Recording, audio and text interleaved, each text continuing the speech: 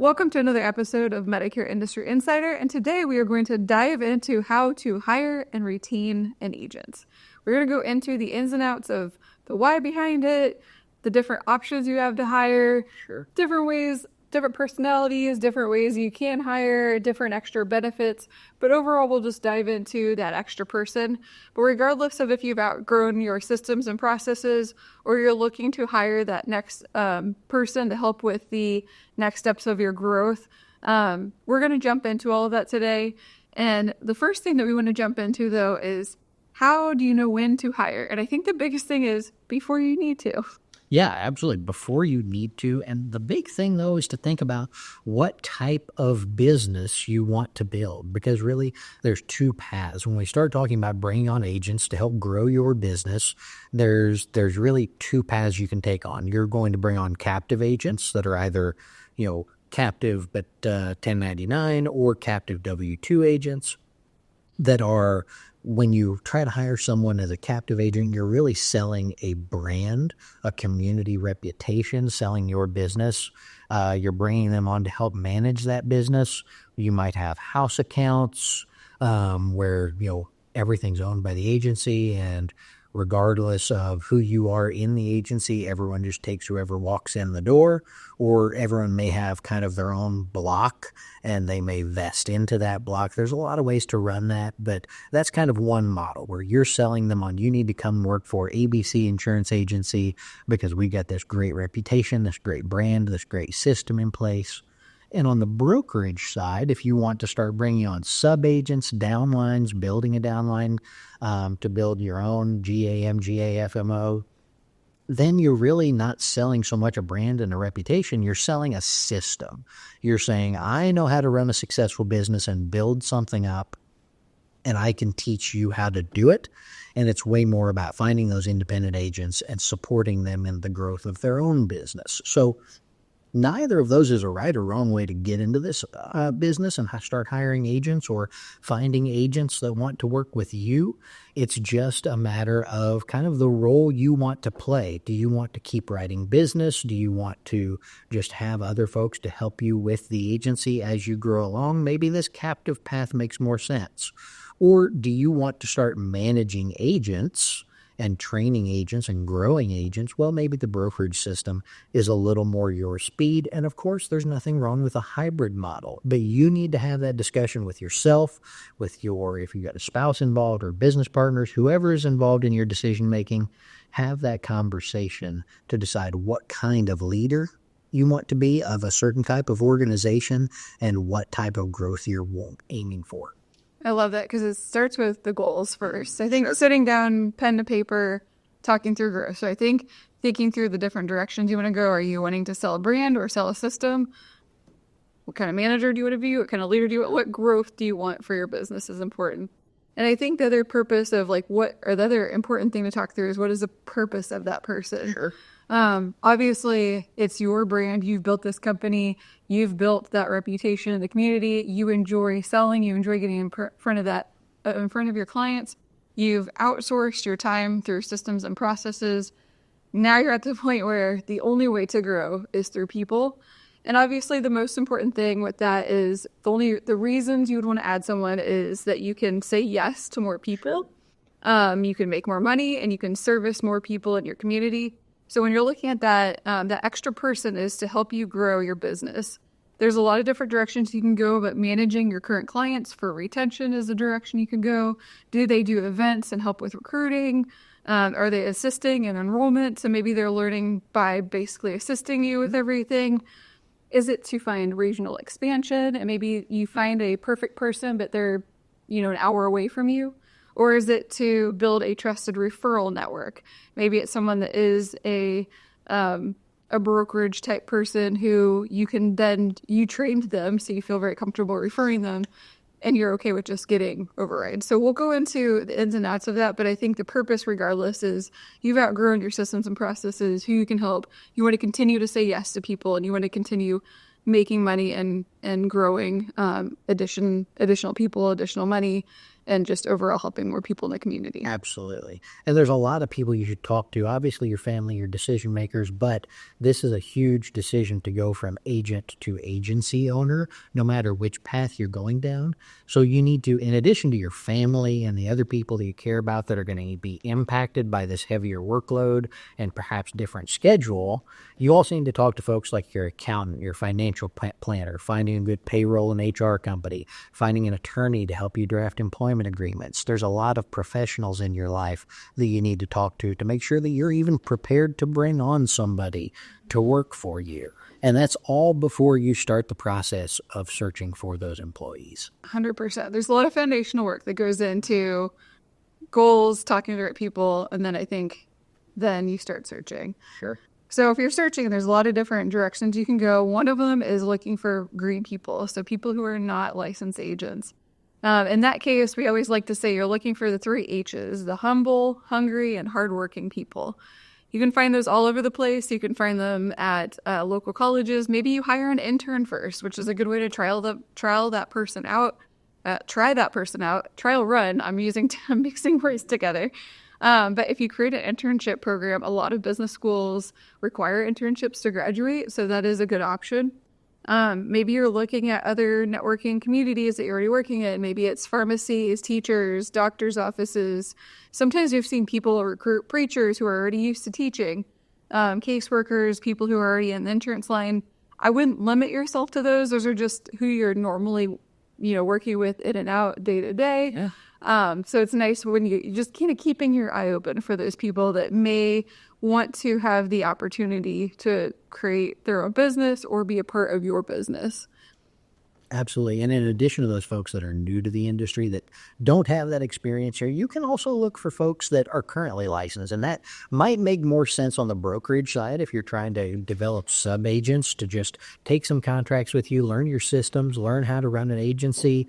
But, even if you're trying to hire on the captive side, if someone maybe a little less experienced or maybe that's switching from another product line like ACA to Medicare or group to Medicare, those can still be great hires under the right circumstances because you can find people that are motivated to make that change, motivated to find new opportunities, and hopefully motivated to plug into your systems. So with that, it's really important to start with a strong interview process, no matter which type of person you're trying to find. But the interview process is going to look a little different for whichever direction you choose to go. On the captive side, you're really trying to find someone who's a good fit for the culture and brand that you're trying to cultivate. If you've already got a few downlines, you want to find someone that fits the culture that has developed, or you want to find someone that you just mesh with to help you develop a culture of success and value based on your goals and needs. So you also want to be really honest with those folks, honest on requirements, specifically production requirements. You want to set the stage early for what the activity expectations are, how many apps you expect them to produce. You want to be honest about what that means from an income and revenue standpoint, but you really want to set those bottom line expectations of what you need to be able to pay the person what they want and what you can afford. So make sure that you're not hiring someone with an expectation that leaves you both frustrated about maybe that agent feels like they're not making enough money and you feel like they're not pulling their weight based on what you're paying them. A lot of that can be avoided, but doing the math ahead of time, especially, and we'll talk about pay a little bit later, but if you're going to pay them any kind of wage or salary for a W-2 employee, you definitely want to look at, how many apps does it actually take to pay that salary every year or to pay that hourly wage every year, and then backtrack from there to how many apps you need to expect out of that person. Or maybe if their role is to take on retention and current clients, your job is to bring on new business. Just looking at the mix, looking at where they free up your time or where they can add value to the agency to make that sense. I love that because you said be very honest. And we have historically seen the people who are recruiting for a captive agency who are more honest about pay and backtracking what they can realistically make that year are the ones who retain a lot more. Absolutely. A lot of times that person needs a little bit of a nest egg or maybe a spouse that's pulling their weight for a year or two before that. So that's another very honest conversation to have with that person. During the interview, if you're going towards the brokerage division, that's a different conversation than a captive, obviously. you're looking for someone that's a little bit more driven, that wants to build their own agency, that wants their own business, and maybe just enjoys the idea of having a mentor or someone to lean on if they have questions, or even do ride-alongs. I always think of like back in the day where, before colleges and everything, you would just shadow whatever career path you wanted to be in. That's exactly what this is. So if you want to be an agent, then you would just shadow being an agent. If you want to be a blacksmith, you shadow being a blacksmith. So that's essentially what that brokerage edition is going to look like. So when you're talking to that person, you want to talk to them realistically about what your day-to-day looks like. Be honest about the work that goes into it, especially the time frame. I think a lot of people think, there's really low overhead to get into the insurance industry. So I think a lot of people see the value, like they get shiny, pretty starlights in their eyes of like, this is going to be easy. It won't cost me very much. But in reality, if you're getting to the point where you need to grow by a person, you have put in the hard work, the time, the effort, the energy. Several years usually. Several years usually. So being honest about that work that goes in there, the time frame to hit those goals. And then just like you were with the captive side, backtracking them into what their goals are going to hit and talking through goals. But I think the other important thing is just talking through like the value of using you as the upline. Because if they're a brokerage mindset, they could go work with a carrier directly, with an FMO directly. So showing your value to them is going to be extremely important. That's the biggest difference between the captive and the brokerage models, is that if you're trying to build a brokerage agency where you're becoming a GA, MGA, FMO, at the end of the day, you are the one that's being interviewed. They're trying to decide if the value you provide, the systems you can plug them into, and the resources you developed are providing more value than the GA, MGA, FMO down the road. So at the end of the day, a lot of it is about being honest, but presenting the value that you can bring to the table for them, because you're the one being interviewed on the brokerage side. Yeah, I think that flows very nicely into the next section we want to go over, which is your offer. We'll go into that a little bit, but essentially, why should they work with you? It doesn't matter if it's captive or brokerage. I think that's the biggest question before you even interview. Sure. That you line out. If they're captive, you're looking at a lot of different things than if they're a brokerage. So sit down, make your goals, figure out what you want them to do, and then not only what your asks are and what you want them to do and how that's going to benefit you, but then turn around and put yourself on the flipped side of that table and think about, why does that person want to work with you? Are you offering salary, commission splits, office-based leads? There's so many different directions, and we'll go into the different types of agents and like what you maybe should or what they might be looking for. But I think that's one of the most important things, is to then outline like, what am I offering this person? The other thing that we've definitely talked a lot about is making sure that you're classifying your workers correctly. There's the 1099 and then there's W-2. And I know we've run we've run into that before. There is a ton of resources online that walks you through what the differences are. Just make sure you're classifying them correctly. And I think the biggest thing there is just understanding that a 1099, a contractor, is drastically different than having an employee. What you can require of that person, what limitations you can place on them are very, very different. If you think that you're telling someone when they can and can't go on vacation, they're probably a W-2 employee and should be classified as such. They're not a contractor. So talk to your accountant, talk to your attorney to make sure you're classifying those folks properly, and then start looking at how are you going to contract those people. So we're going to talk for a minute just about a single agent and kind of the different ways they can be contracted within these various models. So if they're going to be part of a captive agency under your office or a local office, if you've got more than one, there's really two main options. They can be a license-only agent. If you're looking for that team feeling where you've got someone who helps you manage your book of business, and whenever someone walks in the door that's an existing or a new client, they just go to the first agent that's available, or maybe they handle all the renewals and you as the owner handle all the new people. An LOA under a local office can be a great way to set that up, because the agency is going to own all the business. You're going to have to pay that person, but you can give them a lot of support. The pros for that agent are the lead support, the office, the ability to sit in on appointments or have ride-alongs, and they're just getting plugged into a system that's already working, or at least I hope it is by the time you're hiring. But the downside for that agent, of course, is they don't own the business. They have to negotiate that pay with you and agree on an amount that makes sense. And there may be some limitations to growth. For some people, though, that is what they need. They need the stability and the support, and it can make a lot of sense for a lot of people. There's also the option to be a sub-agent under that local office where they will own their own block of business. You might still provide certain levels of support depending on the commission splits that you work out. So they may get office space or access to office space. They may get plugged into your lead systems and things like that. And the pay's kind of already set for you since they're going to be paid based on those carrier contracts. Now, of course, a little less room for growth than, say, being totally independent if they're working under that local office, but still a little more self-determination than if they're that LOA. So extra things as an agency owner, in addition to those pros and cons and figuring all that out, is talk about E&O. If they are a sub-agent, a lot of times they would pick up their own E&O. If they're LOA, you as the agency owner are going to be adding them under your own LOA, your own E&O insurance. So talking to your errors and omissions insurance company about how that works and making sure that everyone is outlined prior to hiring is going to be very important, because especially if they are an LOA, they're going to be a reflection of you and your agency. And if they have a compliance issue, it's a reflection of you. So definitely make sure you're talking through that. If you are paying for state appointment fees and adding them to additional states, that's another expense to think about.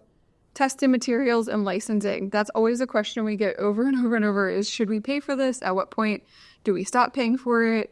If we are hiring a green person, at what point do we have them start? And at what point, if they fail their test a couple times, do we say, sorry, you're not the right fit?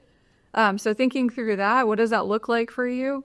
Licensing, of course, and then like all the equipment that comes with your office. That's also a huge expense if you're paying for that. If you've got computers, desk, extra material, if you're paying for like the fax machine, and do people even use those anymore? Oh, I'm sure they do. Phone systems, anything like that you would want to incorporate, and just think through any extra expenses. And I think the biggest thing that we run into is the time. Agents, when they're looking to grow, factor in money more than they factor in their time, which does turn into money. So I've actually seen several agents who've added a downline and actually lost up to $10,000 that year because of all the time that they spent training and getting that person up and going. So training, weekly team meetings, right. Being, if you've got kind of the brokerage side going, just the on-demand calls. Hey, I'm with a client and I've got a quick question. But the bigger thing is that's to be expected, and it's not necessarily a bad thing. If you're losing a few bucks that first year to train someone who long-term is going to increase revenues, it can be a well worthwhile sacrifice to lose a little bit of money the first year. But again, that's where these conversations come in, talking to your family, your accountant, everyone else about what those costs look like, time and money, and making sure that they understand that maybe it means a lifestyle change for a year or two, and maybe it's going to change how many of those trips you get to go on every year for the first couple years. But you're building something bigger and grander than you have right now. It just takes a little bit of resource allocation, and that time commitment to the training and support is going to be well worth it in the long run, because the better you train folks out the gate, the more self-sufficient they will be long term. So the other thing, once you've hired them, is spending a little bit of time to make sure that you've built out a career path. And I think that is something that you get so in the trenches of getting this person going, training, all of that, and then you forget to ask about their goals and their drive and what motivates them. So having ongoing one-on-one meetings, talking through goals, talking through not only their goals, but making sure that your key performance indicators, maybe specific numbers that you're tracking, align with what they're actually performing with, making sure that they have the same goals, and like be very, very loud about your goals. Absolutely. Because I think the louder you are, the more that your company, the people that are on your team, also get motivated and driven by those goals.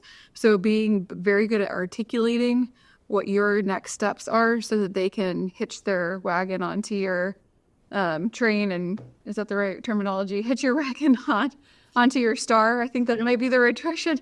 And make sure that they're following up with you and making sure that everyone aligns with the same goals. If you can articulate goals and a career path with them, you're going to have stickier people. In addition to making sure pay is aligned, I think that's kind of the trifecta.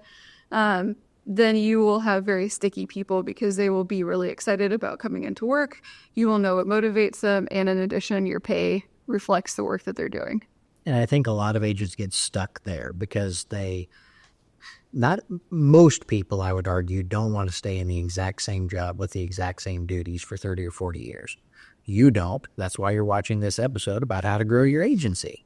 So don't expect that the people you hire want to either. And if you can't accommodate some kind of growth, some kind of career development inside your agency, you will eventually lose those people, because if they can't grow with you, they will grow somewhere else.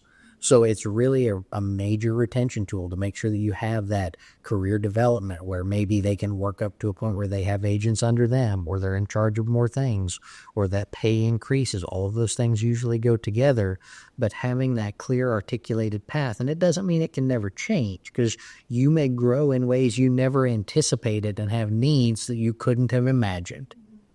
But you still need to have an idea of where someone's steps can be over the next 10 years so that they don't wake up 10 years from now and go, I'm doing the same thing I was doing 10 years ago. That's how you lose people. And I always tell agents there's a big difference, and neither of these are necessarily the wrong way to run a business, but you have to decide when you start hiring people how much churn you want. Do you want to hire people that are going to stay with you for 2 or 3 years and then they're going to leave for a better job or better hours or better whatever?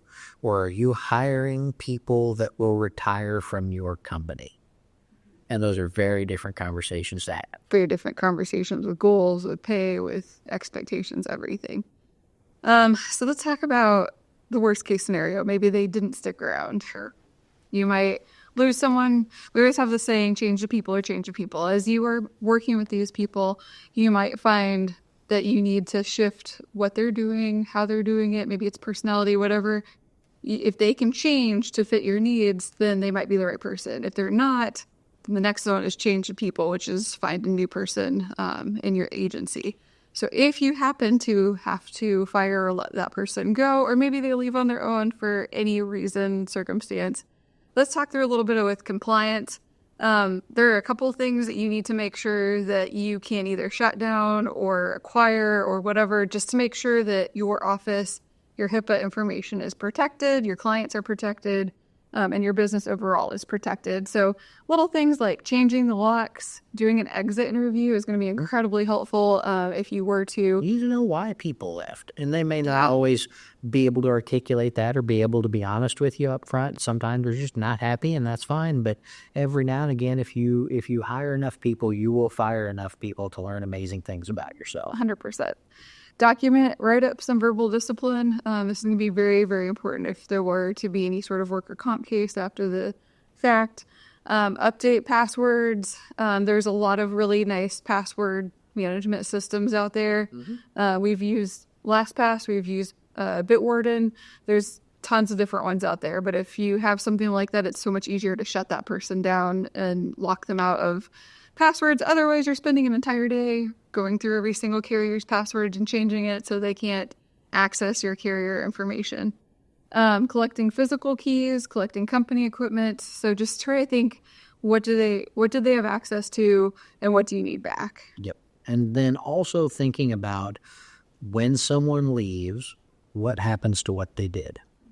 You're going to have to distribute that workload. So whether they were bringing in new clients, handling existing clients, answering the phones, whatever duties they had as a downline of yours, someone now has to take that on. If they were your first and only hire, that's you. Yep. If you have a small team or a large team, you're going to have to think, really, you need to be thinking about it before you have that firing discussion, but you've got to have a place to send those tasks to make sure they don't fall by the wayside. So make sure that you've got that workload distributed so no one is feeling the pressure of handling it all by themselves, and so that the clients definitely don't notice or feel any struggle in working with you that can drop your retention.